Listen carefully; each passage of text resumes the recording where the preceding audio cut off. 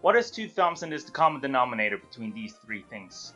That's right, my stupid ass. Hi, my name is Chris and I've recently completed the, I think, world's first shiny Noah's Ark Dex. But in a rather unconventional way, at best. And today, I'm here to brag about it. So, what in the fuck is this Noah's Ark Dex that hardly anybody ever conceived and even less people give a shit about? And how exactly does a robot fit into it? Well, strap in while I tell you about this, in my humble opinion, absolutely batshit crazy time and sanity sink of mine for the past several years. The Noah's Ark Dex is an idea that a very stupid 16-year-old me had just around the time Pokemon X and Y were released. I really did love these games. In fact, they might actually be my favorite Pokemon games. Now hold up, keep your torches unlit. Remember, this is virtual here, so you throwing a Molotov cocktail at your screen does not hurt me. Only your screen. I know X and Y aren't viewed as favorable by everybody, to some it even marks the beginning of the quality downfall of Pokemon. But still, I very much love them, and there is a reason why I'm starting this story there. One specific thing I loved about them was actually the Pokemon Vivillon, its concept as a whole. With all its various patterns being literally spread around the world, you absolutely had to actually connect with people from everywhere to get them all. And I decided I wanted them all. Now, unfortunately, my brain didn't stop there. For some reason, at that point in time, I started thinking about Ash Butterfree in the anime. You know, the whole episode about Butterfree finding a mate and Ash letting him go. Big memorable scene.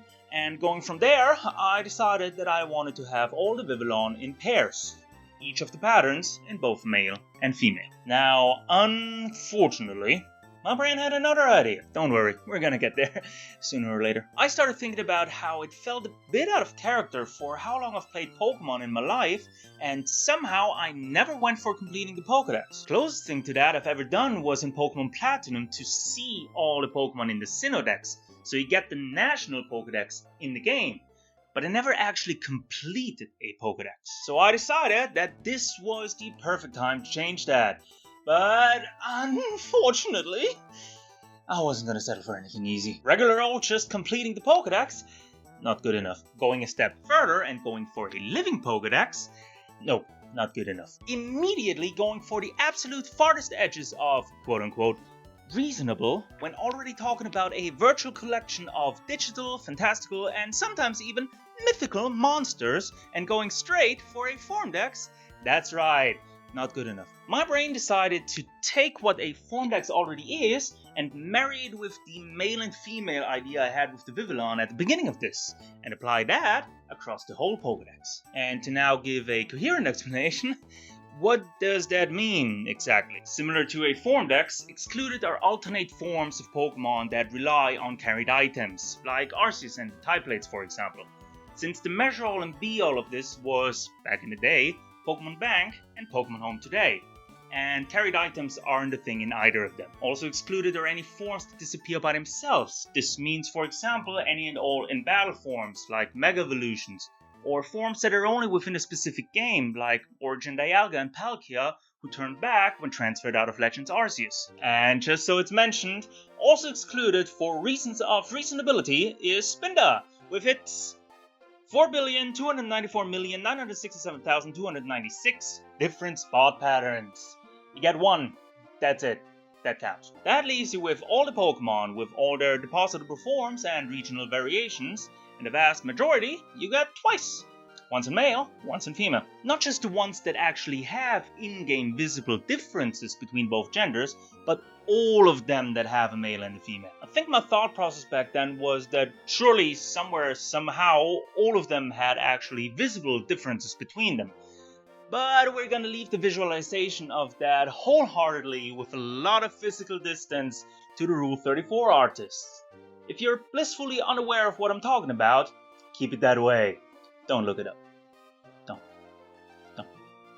Don't.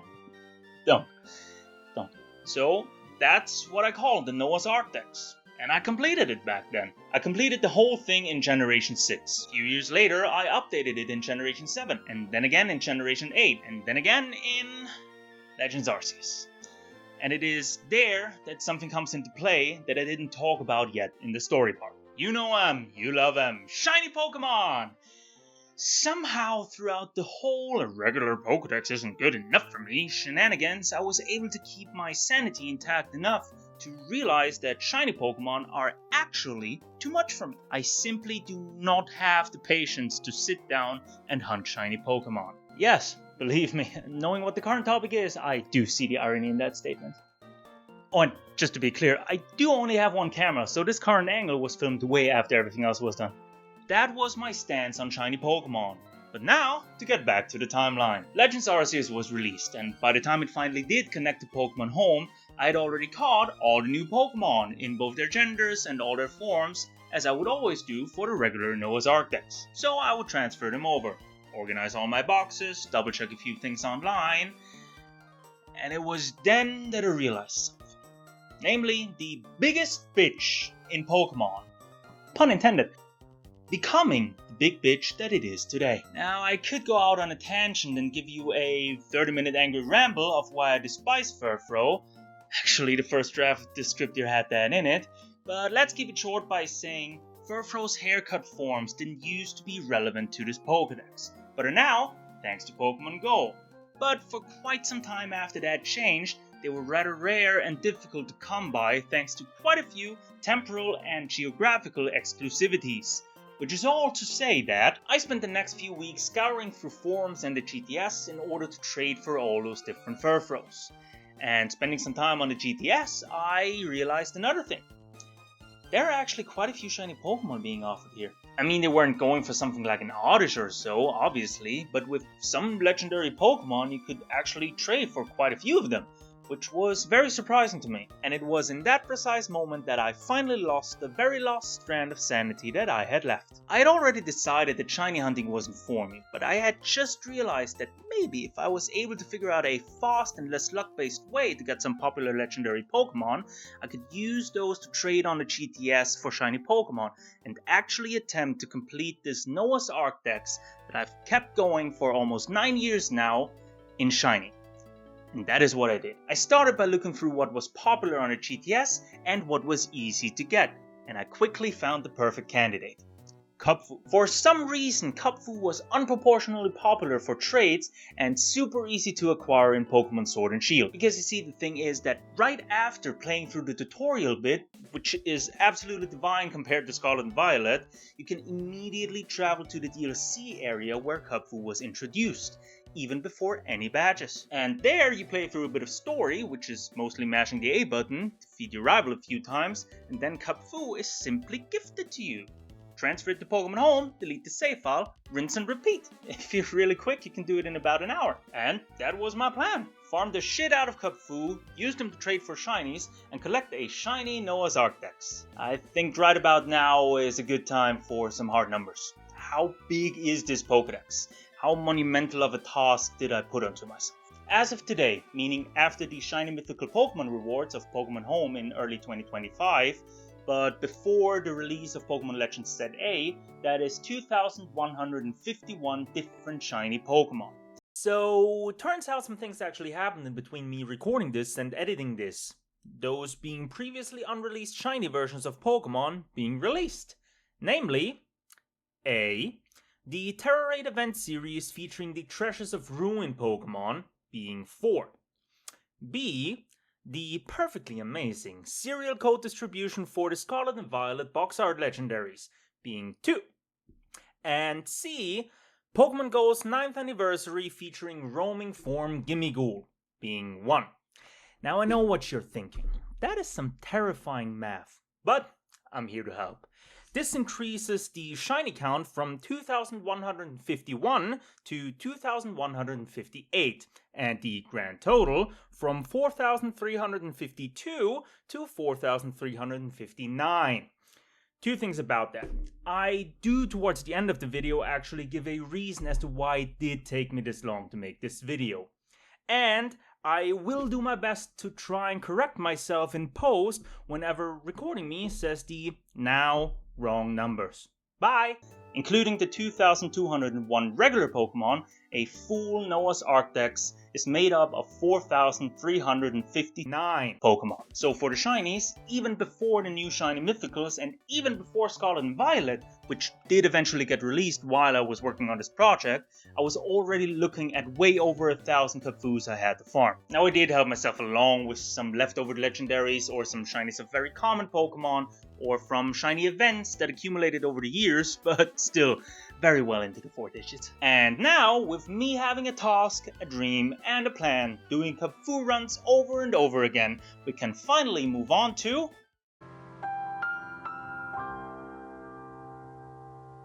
It was a few months after I started this that I elevated my brain functions. It was actually in August of 2022 at Gamescom while doing some Kabfoo runs in the morning while waiting for the doors to open that I asked myself the integral question that to this day even quantum computers struggle to answer conclusively.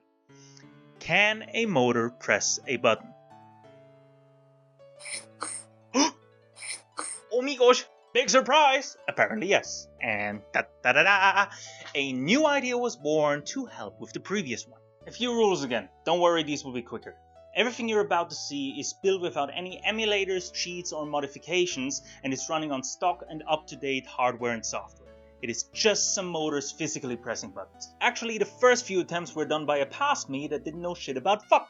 So what you're seeing is actually the final product that I came up with after figuring out and learning some stuff. So here's what I did. Remember the proof of concept with a single servo motor that I just showed you? I took that, tenfolded the amount of motors, chose a better controller, chose a better microcontroller, added some relays, sprinkled in some 3D printing, some wires and a camera, and presto! Here's my abomination. Okay, let's slow down for the technical bit. For the probably less than 5 people that actually watch this shit and don't give a fuck about the technical bit, I think you by now figured out how the bar at the top here works. So happy skipping and see you later. The controller is actually an 8-bit do Lite controller instead of a Joy-Con. A third-party controller with the nifty little detail of having D-pads instead of joysticks. No stick drift or inaccuracies to take care of, it's just way less of a headache. Believe me. The buttons I needed minimum for this run are up, down, left, right, A, B, X, R, plus, and the home button. So similarly to what you just saw, I took one of these little fuckers each, literally just glued them in above the buttons, and tell them what angle to go to so they do in fact press their button. And how do I tell them that? The microcontroller! It's an Arduino Mega! That's the extent of my knowledge at this point. That is actually all I can tell you here. It's an Arduino Mega!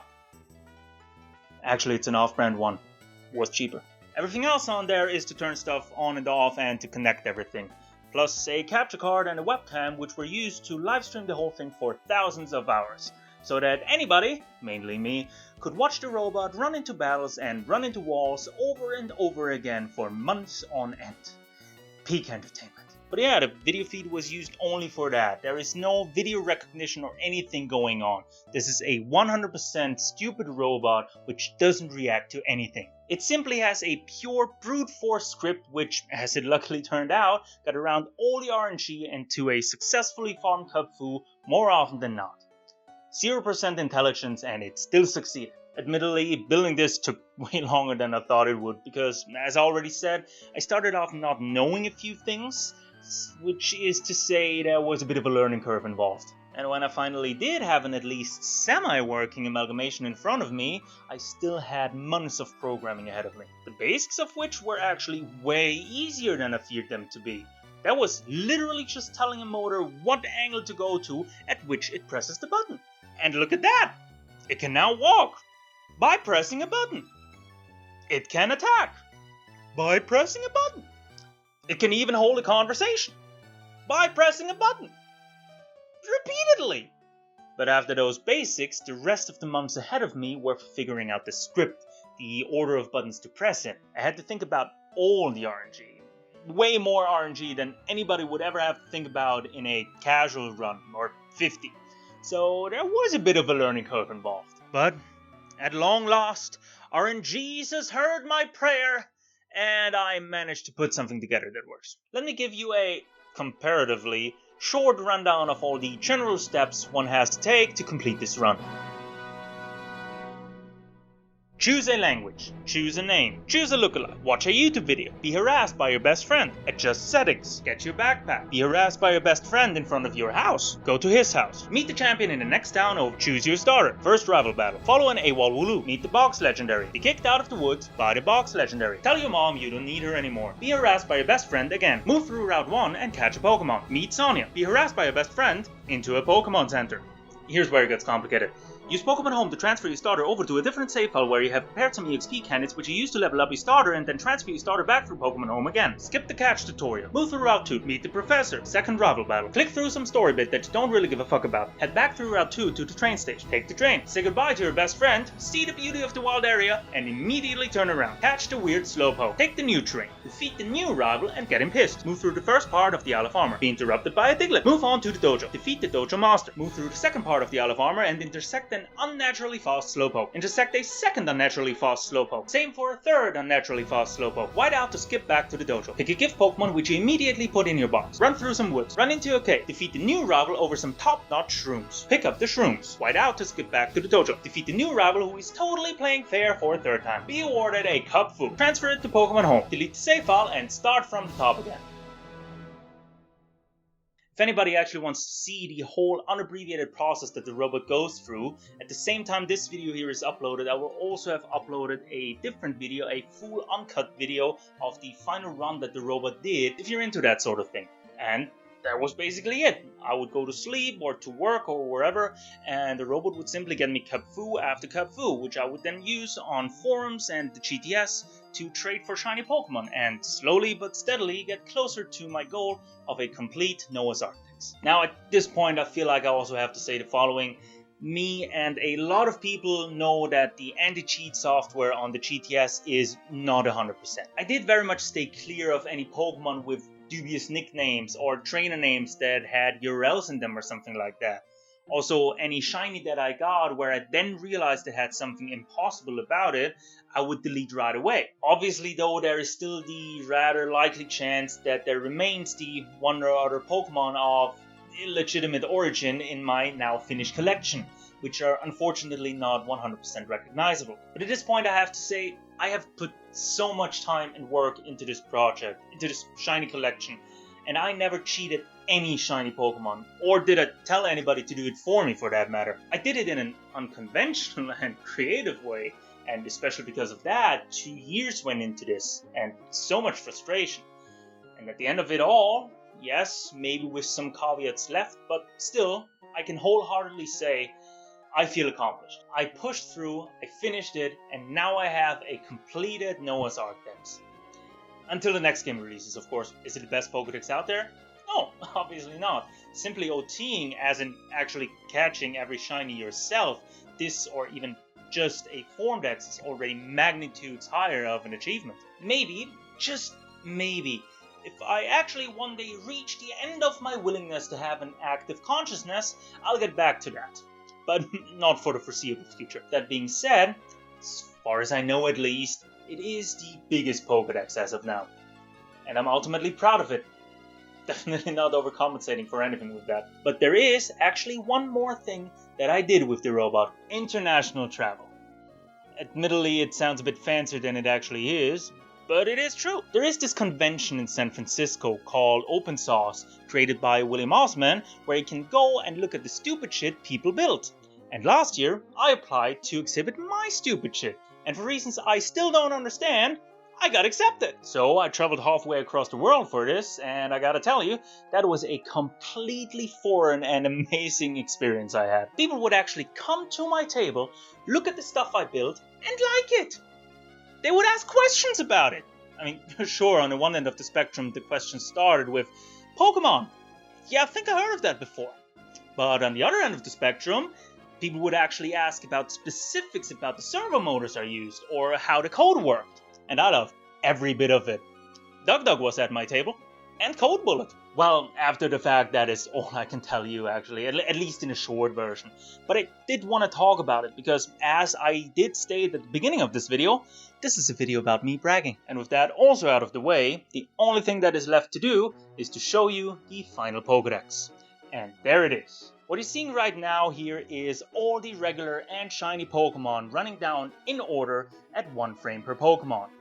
4,359 Pokemon at 30 frames per second is just about shy of 2.5 minutes. So I will use the final 2 minutes and some seconds for some closing thoughts. First of all, if you're understandably so wondering how in the fuck you're supposed to see anything in that sequence, in case you didn't know, on desktop you can pause the video and then use the comma and the period key on your keyboard to go back and forth in the video at individual frames. If you're in mobile, I'm so sorry. Next up, fun fact. The final shiny Pokemon I did actually catch myself. It was a male Wattrel in Pokemon Violet on the 26th of July 2024. Now as you can see, that was a while ago. Well, it did take some time for me to fully finish the Pokédex after catching the final shiny, because it then had a lot of Pokemon left which I still had to evolve to the correct stage in their evolution line. But that only accounts for like 2 months or so why did it take this long for me to make this video? Well, there is this very well-known game called Procrastination, and I gotta tell you, I am goddamn fucking champion level at it. And at the very last, the big question. Why? Why would I spend so much time and so many of my nerves on this insanely big collection of virtual monsters that probably nobody but myself even gives a flying fuck about?